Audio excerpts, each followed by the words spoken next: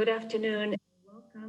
Welcome back for some of you to this session of the 2020 OECD Green Growth and Sustainable Development Forum session focusing on securing natural capital on land.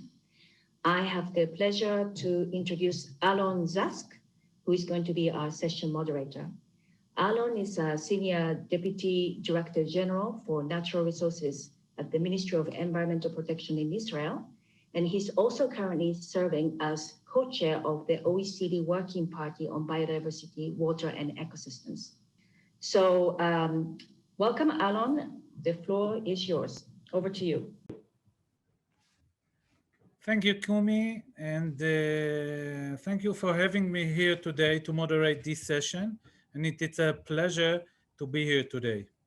The main objective of this session is to discuss the policies, businesses, practices, and the other challenges to ensure a more sustainable use of natural capital on land.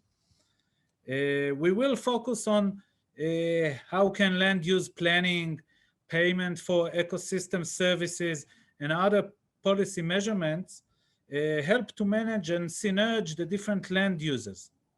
Other than that, we have also 4 policy questions that we have for you, and you are more than welcome to send your thoughts and remarks in the Q&A. Meanwhile, our people in the talking are doing the intervention. Today, I have the honor to introduce my colleagues here, and the scene setting presentation will be given by Anne. Anne actually, as Anne Larry Guarderi is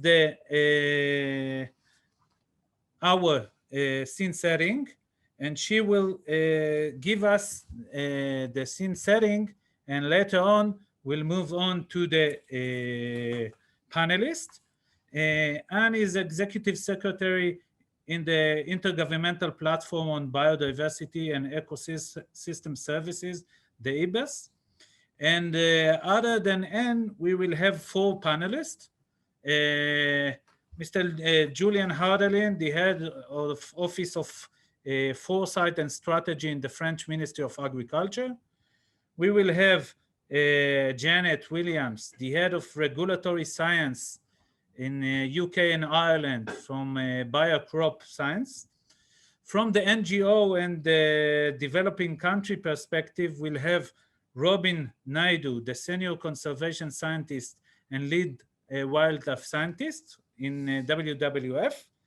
And in terms of academy and the use of data to engage local stakeholders, we'll have Peter van Bodegom, a professor of environmental biology in Leiden University. So first we'll start with Anne. Anne, the floor is yours, and from there on we'll move to the intervention and the panelists. Anne, go ahead. Thank you very much, Alan, and greetings to all participants around the world. Many thanks to OECD for providing this space to have an exchange on natural capital on land today. As a scene setter for this session, which is focused on land, I will be providing some highlights from some of the work of IPBES, and I will ask to please show the first slide. Thank you very much. IPBES, as you will remember, is an independent intergovernmental mechanism which currently has 137 governments as members, and it provides scientific reports on available science related to biodiversity and ecosystem services. Next, please. So IPBES in its short life, much shorter than IPCC, which is our big sister, has produced 8 assessment reports, really building the knowledge base for decision making, starting in 2016 with its first report on pollinators and food production, and ending this first first work program last year with a release in Paris and approval by governments of the IPBES global assessment of biodiversity and ecosystem services, which reviewed 15 scientific publications as well as indigenous and local knowledge. Next, please. So I will be sharing 6 highlights from these reports. One, nature is deteriorating at a rate and scale unprecedented in human history. The IPBES global assessment found that 3/4 of the land area has been significantly altered, with 1/3 of the land area occupied by agriculture, which uses 3/4 of freshwater resources, and also that 1 million of plants and animals out of an estimated 8 million were at risk of extinction, just to name a few of these numbers. Next, please. Secondly, nature's contributions to people have been deteriorating worldwide over the past 50 years.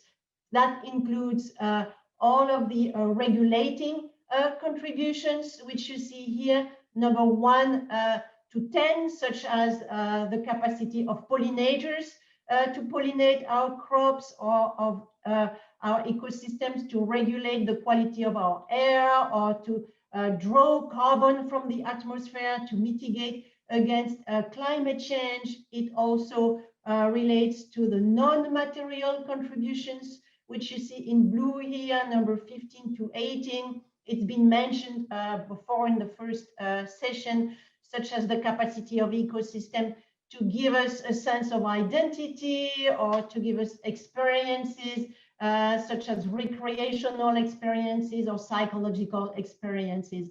Only 3 of these contributions have been found as increasing, and they are the material contributions, the production of food, which is of course fundamental and very important, of feed, of raw materials obtained at the expense, if you will, of all of these other contributions.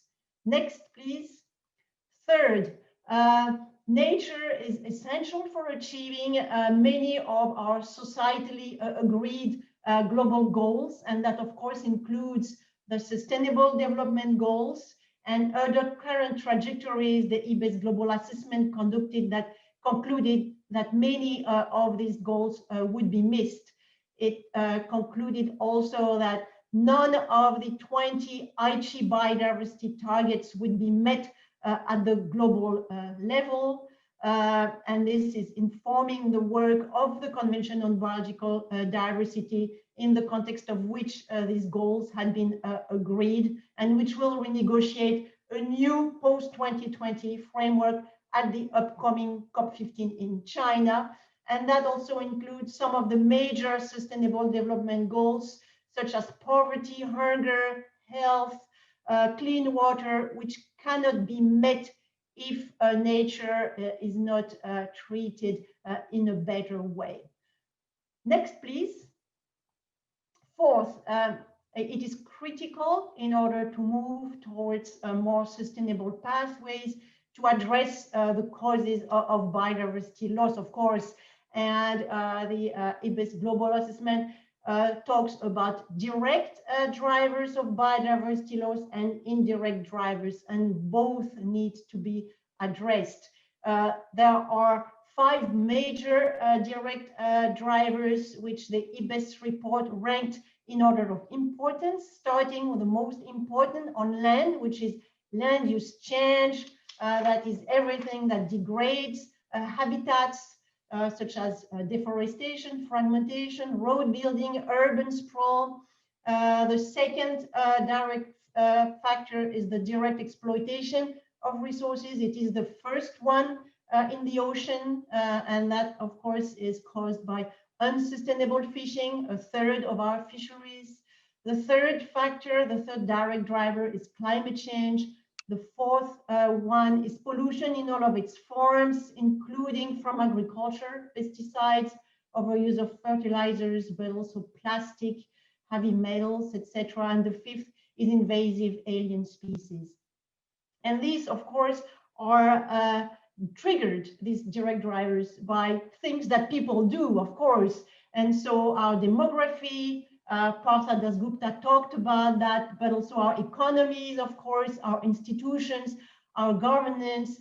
And this is what needs to be changed. And that's why it's so difficult and tricky, of course, because it has to do with ourselves, with our values, with our behaviors. And this is where the challenges lie, of course. Next, please. So fifth, and I have dedicated here a slide to conclusions regarding the pandemics, since it also is the focus of this forum today, and including conclusions not just from the global assessment, but from a recent workshop and report that IPBES did, not an assessment, just a report that reviewed 700 mostly recent publications on the topic. It found that pandemics are becoming more frequent. It talks about them as emerging from microbes found on animals in nature.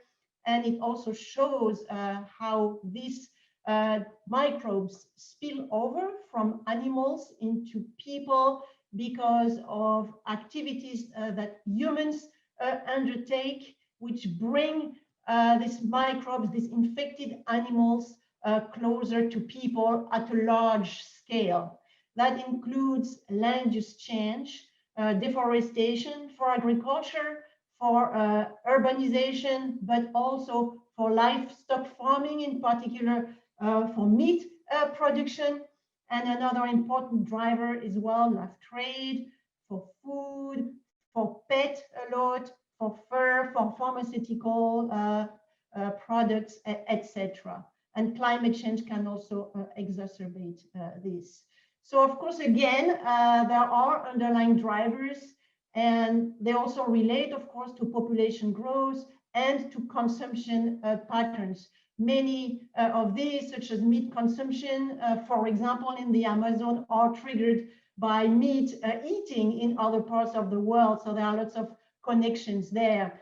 The main message of the IPBES report in October was that we need to complement this current approach, which is 100% focused on responding to pandemics once they are with us, which is costly and inefficient. We are sitting here waiting for a vaccine to develop, and that needs to be complemented by another approach, which would be more focused on prevention, on understanding better the viruses that are in the environment, what triggers the spillover, in particular from infected animals to people, in order to prevent these emergencies before they become pandemics.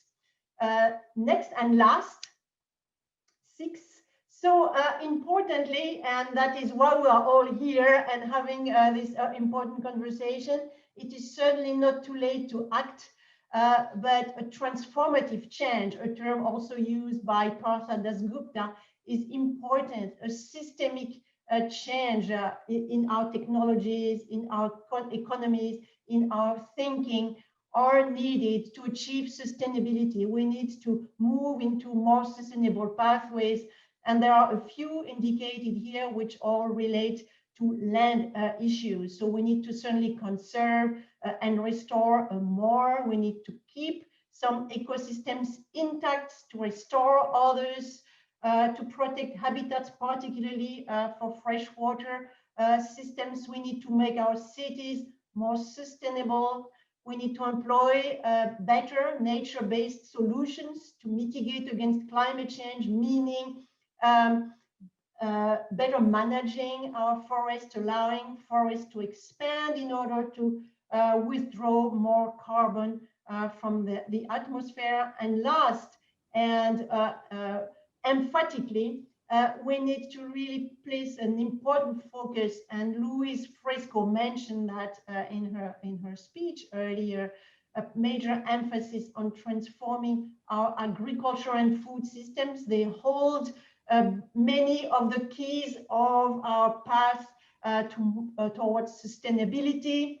I've mentioned sustainability into finding healthier diets. There are lots of win-win solutions there to be found, particularly with eating less meat, having people eating a more diverse, in some cases more local food, promoting more agroecological practices. We know how to do this, using less pesticides and fertilizers, which damage biodiversity and the environment, using more integrated pest management, protecting our pollinators, using genetic diversity, treating soil biodiversity better. All of that is key, and certainly encouraging good practices and reducing harmful subsidies, no longer supporting the overuse of pesticides or the use of fossil fuels are certainly all part of what would constitute a transformative change. So this is my little quick scene setting here into the discussions of the panel with the audience. I will just leave it at this for now, and thank you for your attention. Thank you very much, Anne, for an excellent presentation. And we can all see how important biodiversity is to so many fields in our day-to-day life. And our goal, of course, is to preserve it to us, to our next generation as well. And transformative actually is really crucial if we want to do some actions. And as you said, it's not too late, but we need to act as fast as we can and right now. We'll move on to our panelists, and first of them will give the floor to Julian Hardeling. He will talk regarding OECD country policy maker on agriculture policy reforms and payment for ecosystem services. Julian, the floor is yours.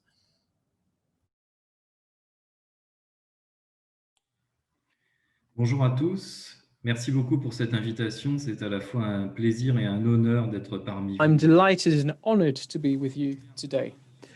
My name is Julien Ardelin. I'm the head of the Office for Foresight at the CEP, the Center for Studies in Foresight of the Ministry of Agriculture and Food. We have three tasks: policy intelligence, foresight, assessment, and analysis of policies.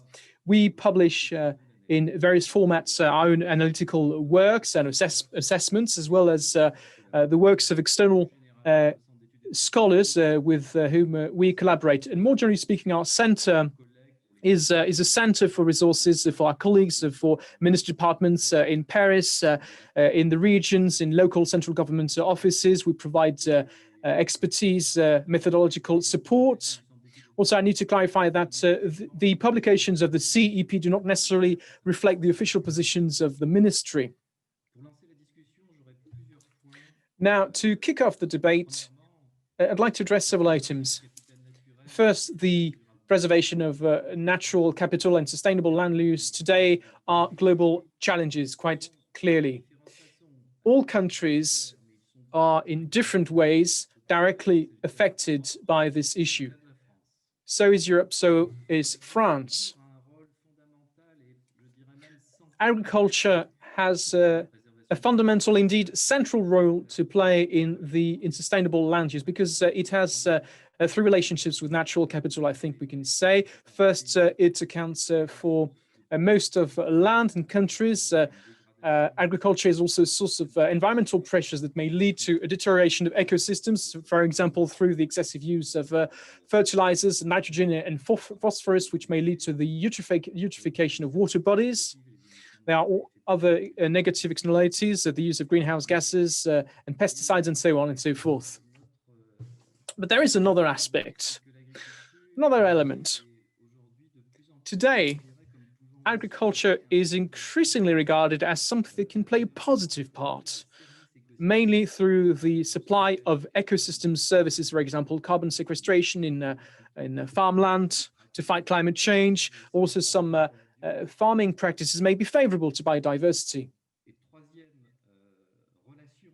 And the third relationship that agriculture has with natural capital, agriculture itself is dependent on natural capital. It depends on the proper functioning of ecosystems, thanks to, as you said, pollination, but also thanks to the proper biological and physical condition of soils, which conditions the fertility of land. And I think that over time, these three relationships have informed the vision we can have of agriculture.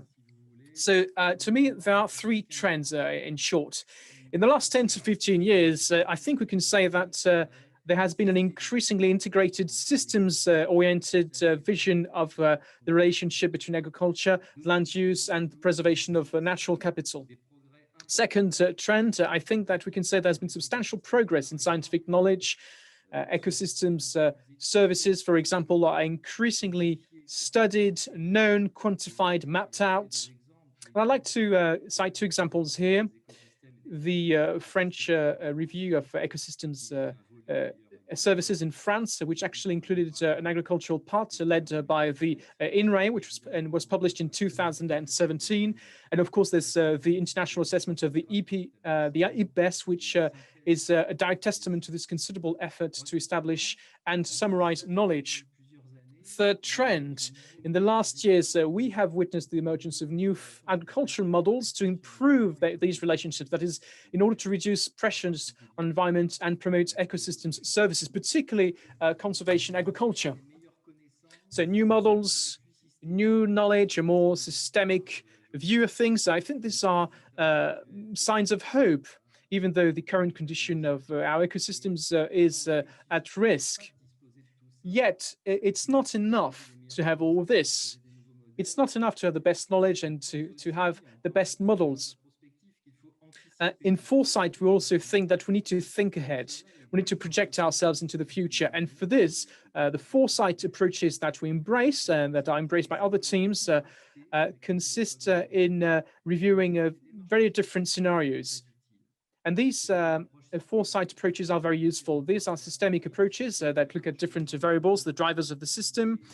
So we rank the different drivers of the system when you try to study their mutual dependencies. And this work involves all players concerned. I think it's quite important, but also we try to put together scenarios for 2030, 2040, 2050, not only to decide on potential futures, but also to try and think about how we can achieve this. What are the levers of action? And Mrs. Fresco said that what really matters is practice. And I think both matters. We need both matter. We need to have scenarios and we need to have levers that we can operate today. And by way of conclusion, I'd like to pay tribute to the foresight work carried out in France, and I'd like to list a few of them. Unfortunately, not all of them, because I don't think we have the time for it. Studies which are about other topics, for example, so foresight on land use and food security by 2050, which was carried out by the CIRAD and the INRAE. More recently, the foresight about the standing of European agriculture in the world by, well, in the future. And also so agriculture, forest and climate and adaptation. I think it came out 10 years ago, and more recently on the globalization of food systems. Mont Alim 2030, there was a chapter dedicated to environmental risks. So foresight is really front and center now. It's really come back a center stage in France and in other countries, and I think it's a tool that can really play an interesting part to meet these challenges. Thank you. Thank you, Julian.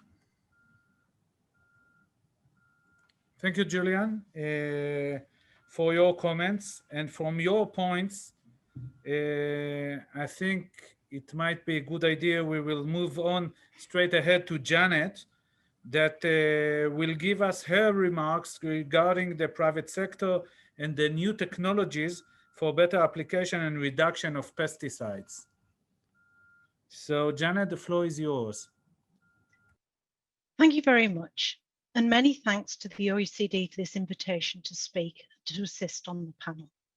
Just to briefly explain who I am and why I'm here, my name is Janet Williams, and I'm the Head of Regulatory Science in the UK and Ireland for Bayer Crop Science Limited. I'm representing industry today in this group. In my working life, I'm responsible for a team of people who submit dossiers of data to the regulatory authorities in order for them to be able to grant authorizations for plant protection products, biocides, biological pesticides, and seed varieties. My background is as a toxicologist, and I'm also the chair of the UK Crop Protection Association Policy and Regulatory Group, and I've been one of the leading industry personnel dealing with the development of a UK post-EU exit regulatory system. Today, we're talking about securing natural land capital on land and the sustainability of that land, both in terms of biodiversity and food production. Food production and food security cannot be forgotten. This is a key element of sustainability. The world population needs to have access to healthy, affordable, and sustainable food, not least in these times of challenge such as now. The world population is growing, and it's widely accepted that by the year 2055, we will have 10 billion mouths to feed from a shrinking land area. At Bayer, our vision is health for all and hunger for none, and we see great opportunities if we can introduce into the market effective solutions and services which can meet the aspirations of our society. In order to be sustainable, we all need to assign land for different purposes, some for infrastructure, some for food production, and obviously some for biodiversity.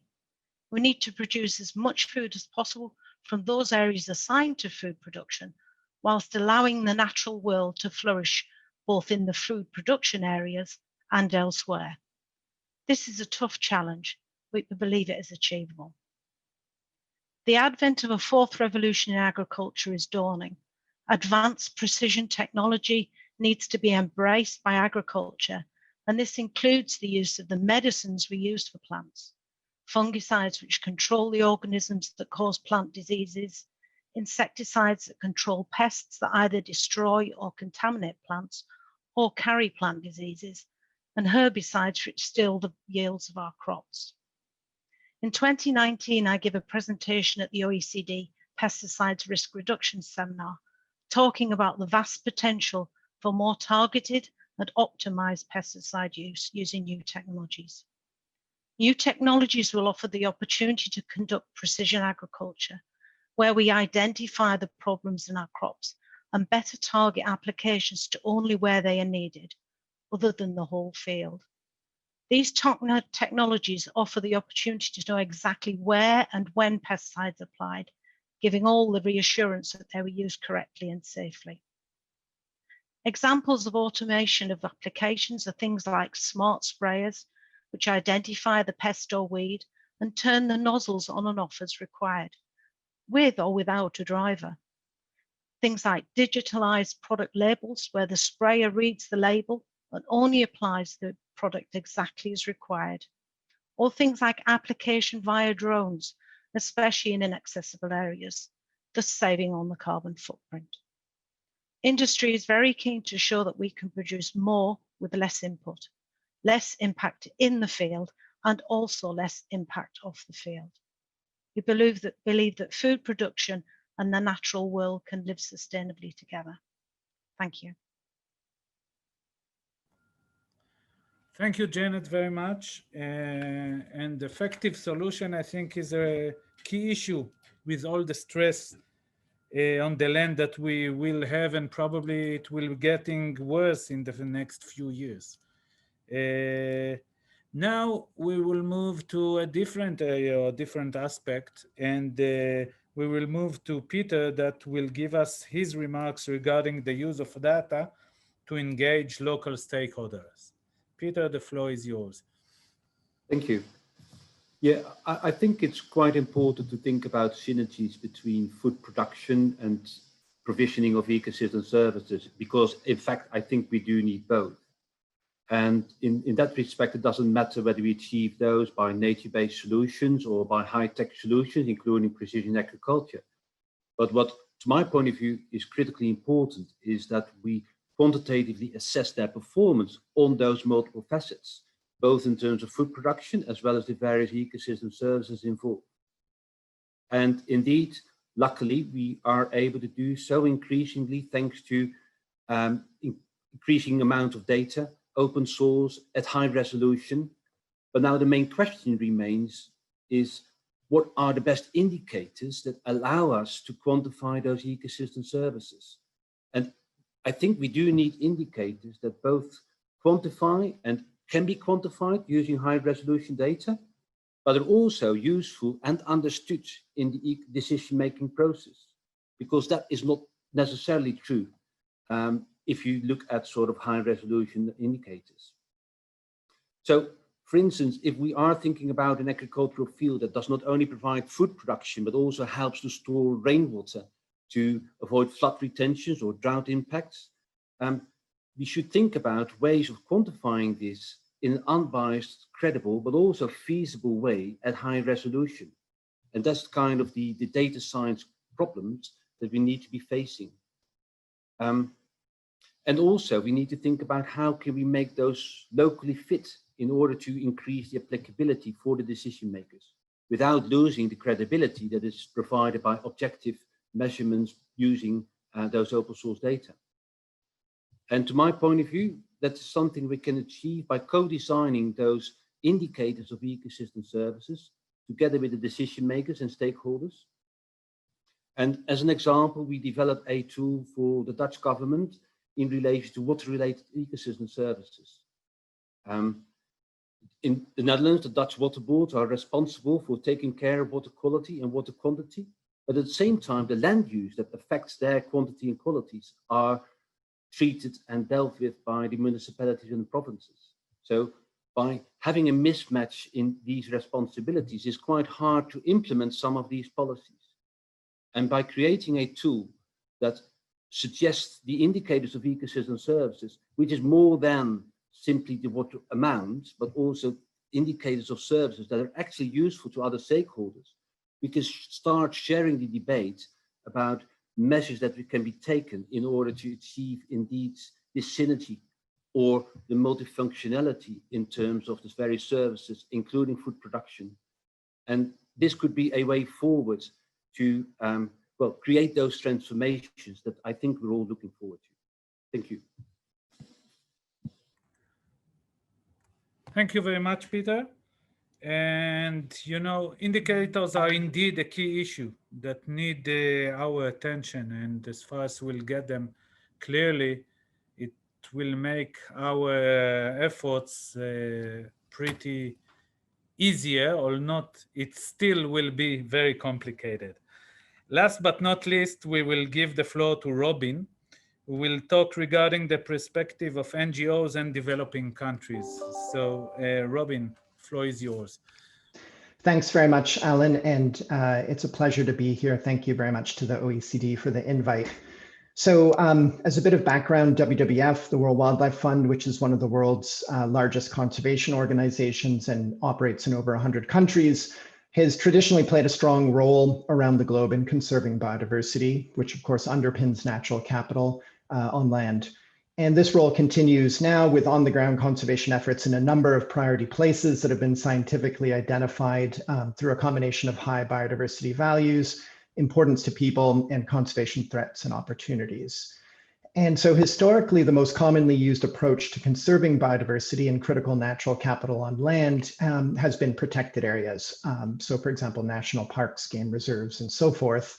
And at present, the world now has over 15% of the terrestrial land surface under some form of protection, which is a percentage that narrowly missed the 2020 Aichi biodiversity target of having 17% of land protected. So now much more ambitious targets are being debated by the world's countries. And in fact, a target of 30% of land under some form of conservation by 2030 is expected to be adopted by parties to the Convention on Biological Diversity in 2021. But given that the rate of creation of new formal protected areas is unlikely to be high enough over the next decade to achieve these ambitious targets, attention has been turning to areas outside of the formal protected area estate that can nevertheless contribute to the conservation of biodiversity and natural capital and act as a complement to more formal protected areas. These areas, which are termed other effective area-based conservation measures, or OECMs, span a wide variety of geographic places and include things like privately managed reserves, military lands, sacred forests, community managed conservancies, and indigenous lands. And so all of these areas are likely to be either now or in the future making substantial contributions to global efforts to conserve biodiversity and natural capital. But most of these currently sit outside the formal mechanisms that are used to tally up the impact of the world's conservation efforts. And so by bringing OECMs more fully into the biodiversity and natural capital accounting fold, will allow us to achieve a more accurate understanding of the global community's efforts to achieve conservation of 30% of the Earth's terrestrial surface by the year 2030. And so it's imperative that we work more closely with local communities and indigenous groups, both to achieve the conservation goals that I've mentioned, but also because groups like WWF and other conservation organizations do have a responsibility and a duty on several fronts to ensure that their conservation actions benefit to the extent possible local communities and indigenous groups on whose lands much of the world's biodiversity and natural capital remains. And so these often marginalized groups are the ones who bear the costs of conservation activities that have the potential to result in the foreclosure of alternative land use options. And they also have to deal with the large and dangerous species of wildlife that are often targets of conservation action.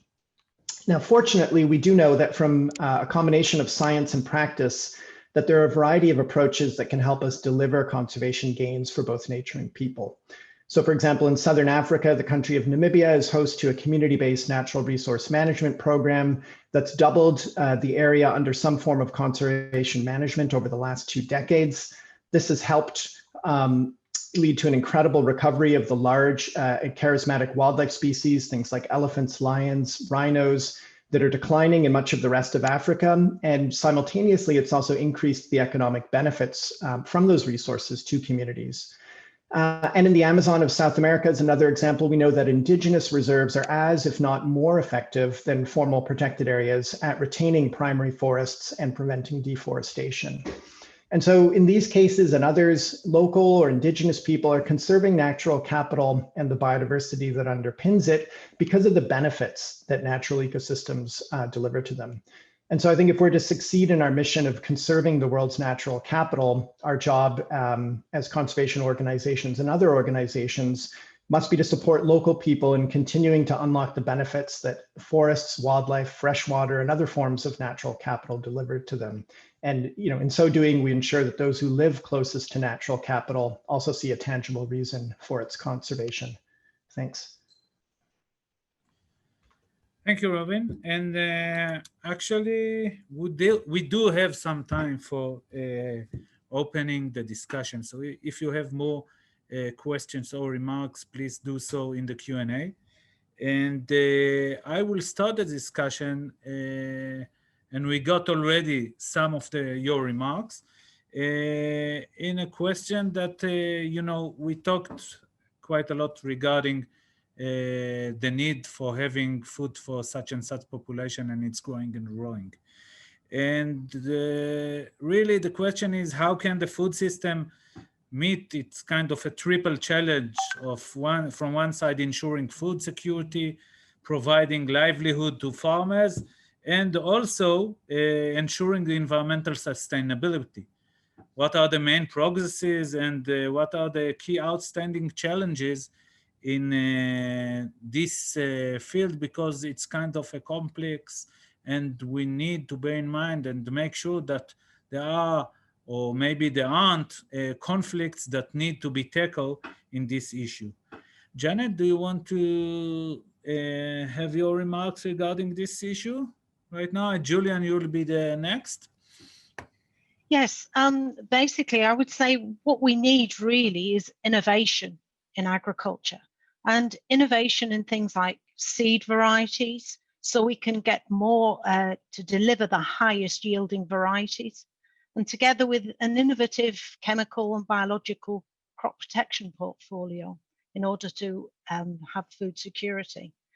We also need the digital transformation to try to automate operations to make this precision farming in order to help tackle the biodiversity, the climate change, and the food security issues. Julian, Oui. your remarks on this issue? Oui, alors je dirais effectivement la I'd like to recherche.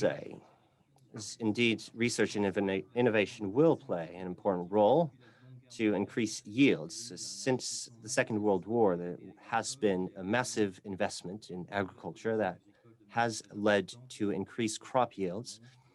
This has been shown by many studies.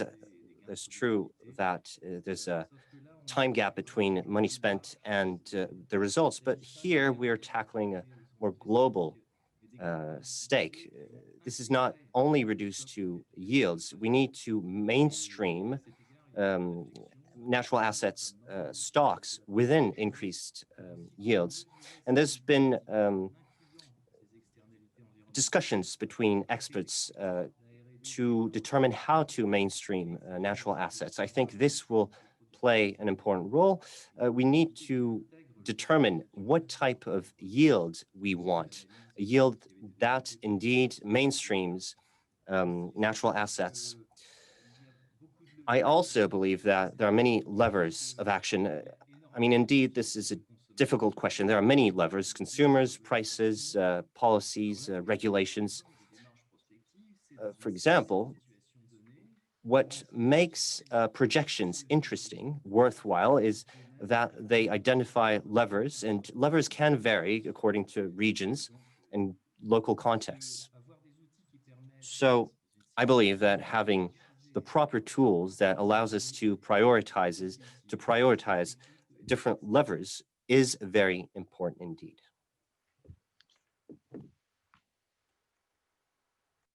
Thank you, Julian. And I want to move forward a bit. And, you know, you, Julian, mentioned in your first intervention the role of the government and how actually can governments strengthen the coherence between policies for natural capital and land use sectors, such as, you know, forestry or agriculture. And what are actually the policies for natural capital conservation and biodiversity here or nowadays when you have the whole climate action? So this is something that still is kind of open. So I would like, you know what, Julian, you just spoke, so I will start with Peter, and then I will get your remarks. Peter, what's your recommendation or remarks on this? Well, to my point of view, it is very important that we show this mutual dependence of different functions on the land. So we need to show, of course, on the one hand, that our agricultural demands on biodiversity. So, for instance, if you have a proper soil biodiversity, it can reduce some of your pests. And at the same time, a proper land management will also contribute to these ecosystem services and natural capital. And that's, I think, if we can make this mutual dependence explicit also in our policies, looking at a systematic point of view at land use and the various assets it provides, I think that could be one way forward. And in that case, we can stimulate the multifunctionality much better than if we keep things separate. So that would be my recommendation, really, to go for these more systematic and systemic point of view. Thank you, Peter. Julian, some remarks on that, or we'll move on? Oui, je pense qu'il y a au-delà des politiques actuelles. I think beyond current and future policy, I think we are facing two major issues. One, policy coherence. And we know from Jean Tirole in his book, indirect effects can be more far-reaching than direct effects. This is a major issue in the field of economics, and there's the rebound effect, carbon leakage.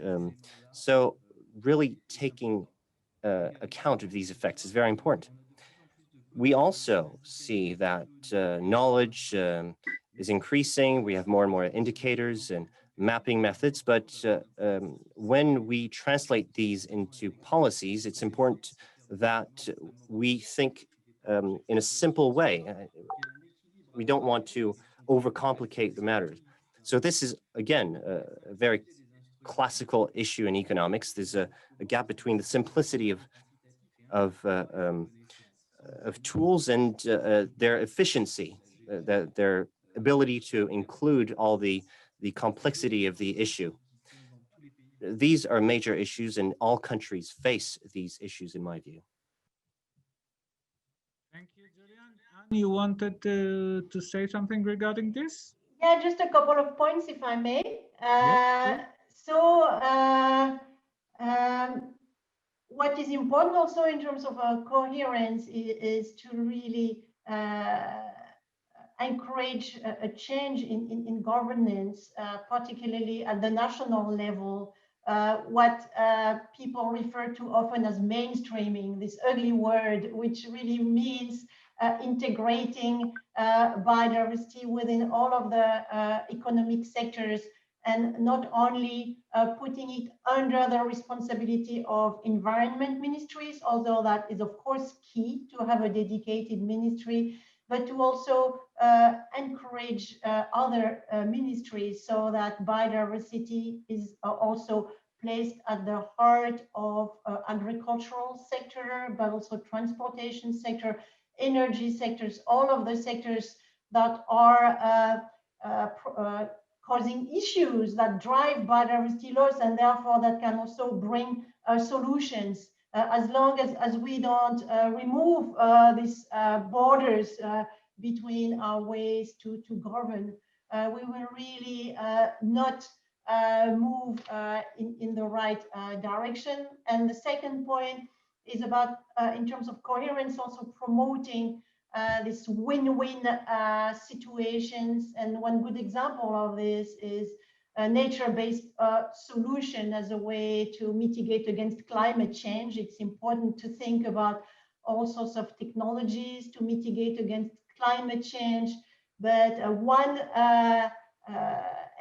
solution that we really have in front of us is nature, which is the best way to remove carbon from the environment. Forests do that for us. They could do much better.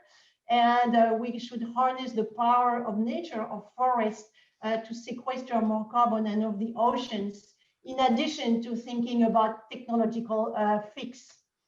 So that's my second point. Thank you. Thank you, Anne. And I think really that NBS is something that we need to bear in mind, not just for mitigation, but also for adaptation. And on top of that, we need to start and to get into action the no regret activities, because anyway, we will need them. And as far as then they will be inactive, that will solve us some of the problems. We talked about some data and the influence of science in it. And I want to ask you whether and how can science and innovation contribute to sustainable land use?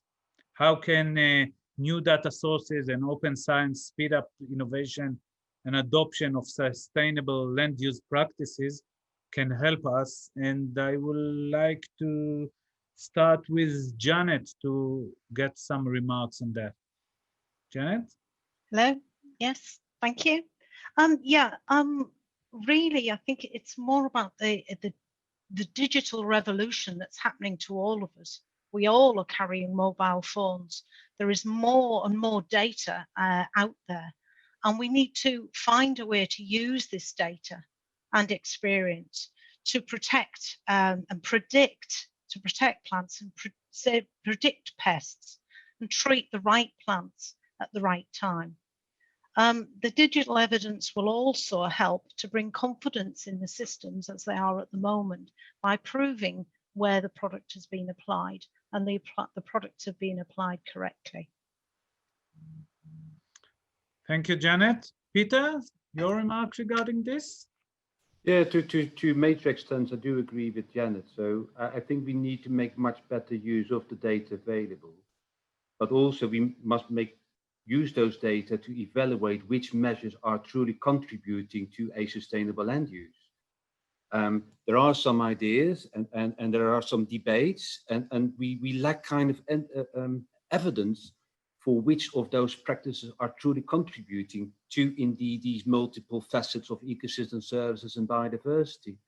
So we need to have those critical indicators that are truly indicating, well, which of the measures are truly leading to an improvement on either one ecosystem service or creating a synergy among various ecosystem services. And to my point of view, sort of evaluating which measures do work, making use of the digitalization is a major step forward in which we can create solutions that actually do work and well, create this multifunctionality. Thank you, Peter. You know, we talked, and the whole panel actually need to be with a connection with the COVID-19, of course. And we want to know, and this is another question actually, to what extent have the COVID-19 health and economic crisis influenced the policy debate on biodiversity and natural capital protection? Robin, you want to start with your remarks, and Anne, you'll be the next probably. Yeah, thanks. So I think as Anne mentioned in her presentation, there's a lot of focus right now on clearly learning the lessons from COVID-19 and ensuring that we minimize the chance of another and perhaps even more deadly pandemic from arising again. And you know, the question clearly is, how do we do that? And I think there's proximate and ultimate responses. And we heard earlier about some of the, you know, the ultimate drivers, deforestation and conversion of land to human land uses, which exposes people to new pathogens that had previously been hidden, and also leads to species mixes that thrive in disturbed habitats that are more likely to result in novel zoonotic diseases establishing themselves in humans. And so obviously addressing these root causes and stopping pandemics at their source is going to require a really deep renegotiation, I think, of our relationship with nature, including how we exploit it and addressing limits around human population size and consumption. And all of these, you know, fundamental transformations will take time. But I think in the interim, you know, better managing the way that we consume wildlife and wildlife products, exploit wildlife, and so on, this can really provide a powerful start to preventing pandemics, since it's very clear that the cost to global society of engaging in risky wildlife consumption far exceeds the benefits. And so, you know, right now there's a plethora of discussions and initiatives around wildlife consumption and how to better regulate it. A lot of policy debate around whether blanket bans on wildlife consumption versus the identification and targeting of high risk situations are better approaches. How would we compensate and provide realistic alternative options for those who currently rely on wildlife for subsistence or livelihoods? So all of these, you know, are being debated at the moment, as well as under what international structure or conventions these types of ideas might be implemented, whether that's CITES, the Convention on the Trade in Endangered Species, or something new.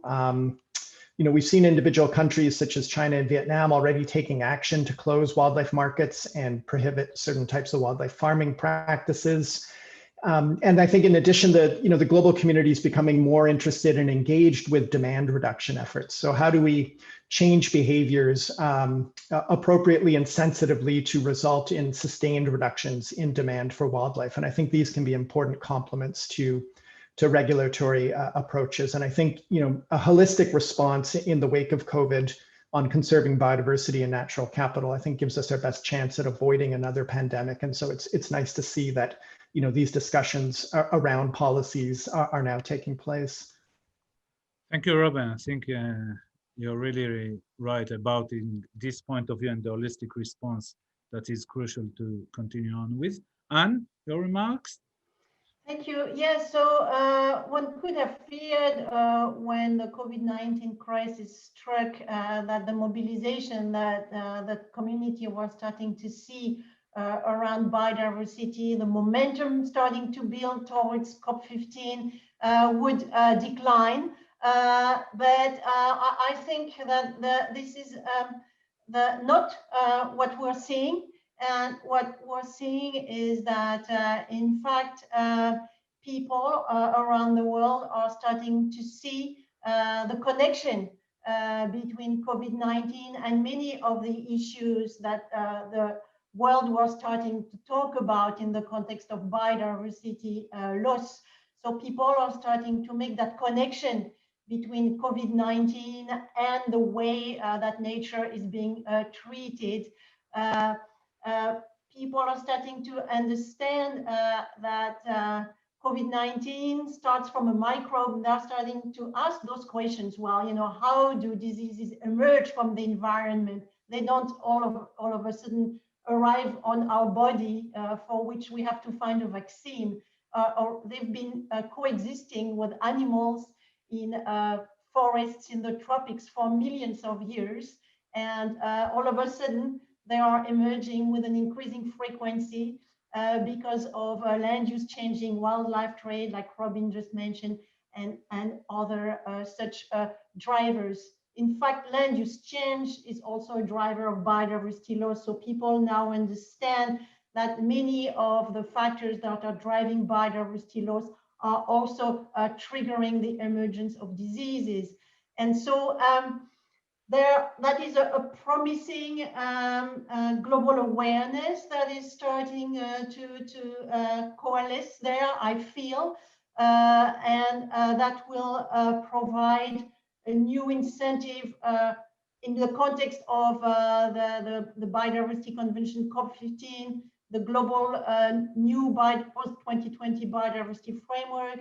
I'm sure we'll place more of an emphasis on this One Health approach, which focuses on having these key links between the medical community, the veterinarian community, the conservation biologists, which until now have really worked separately and are really part of the same community. So I see promising developments. I also see that these packages to restart the economy are often tagged as being green, and that is a sign of this new awareness about this link between COVID-19 and biodiversity.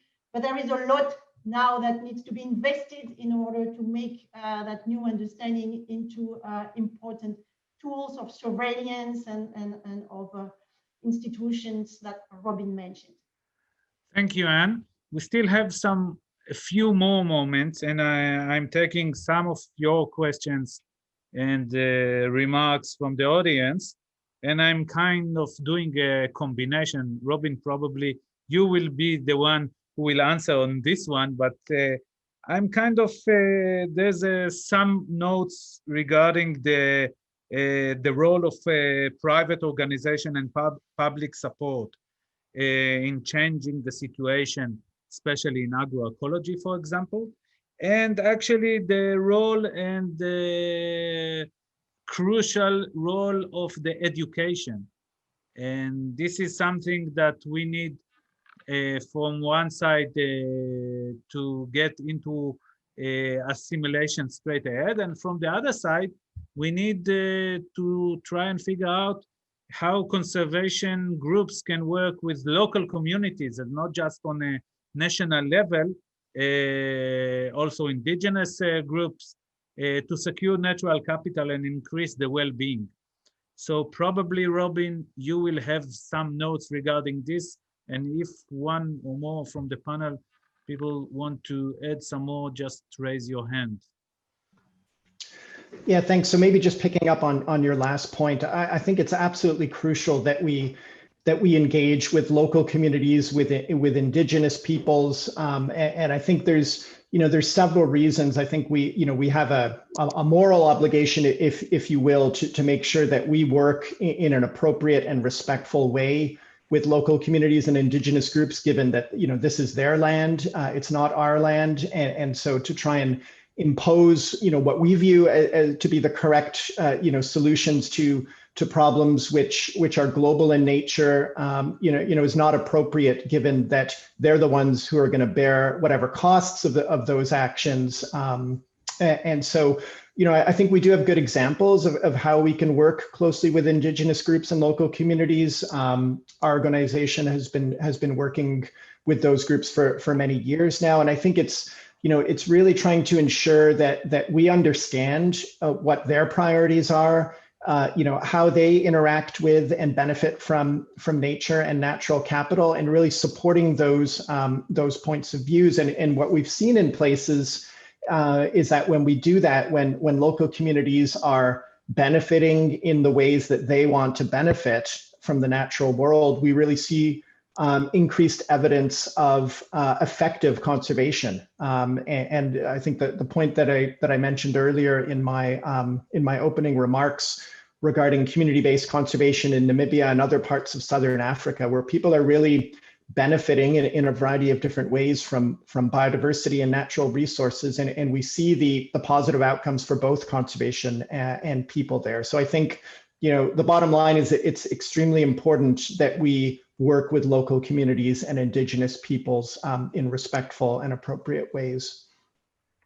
Okay, thank you, Robin. And your last remark, and I will kind of make a closure to this session.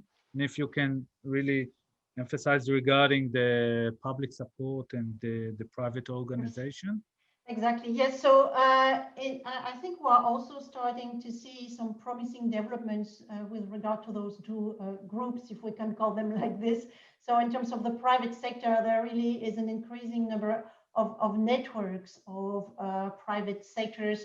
The minister, Abba, talked about Act for Nature, which is a huge consortium of global companies that have signed a commitment towards biodiversity. So that is unprecedented. We've seen also the fashion sector in France, but in other places also, that is now re-examining all of their supply chains with respect to biodiversity. So I believe it's an in-depth movement. We are also looking at the bank sector, among many others. They are coming up with indices in order to measure the impact of their investment portfolios on biodiversity. So those are important new avenues. And then now in terms of education and of the public,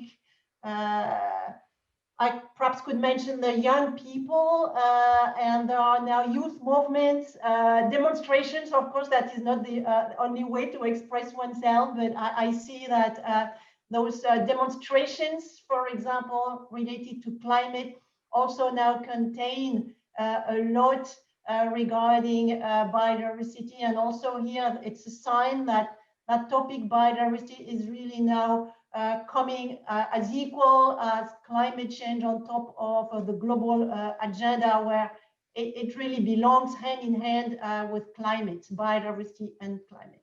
Thank you. Thank you, Anne. Unfortunately, you know, we could move on for another few minutes or maybe hours, but unfortunately our time is off. I think really that biodiversity is one of the key issues. And if we are talking about climate change and the adaptation to climate change, those are the topics that need to be tackled and need to synergize together to get the right solution. First of all, I want to thank you very much, the panelists and Anne, and all the audience that were with me. I enjoyed it very much, and hopefully we'll have some future work regarding these issues, because they are crucial to get a success future to all of us. Kumi, back to you, and the floor is yours. Thank you very much. Thank you, Alon, for your effective moderating of the session. And thank you for all the panelists. Thank you for the very lively and interactive session. With this, we will close today's session. And tomorrow, I would like to remind everybody, we're back sharp 2 p.m. Central European time, and we will start with a session on securing ocean-based natural capital, followed by financing for biodiversity. So hope to see many of you again tomorrow. Thank you. Bye.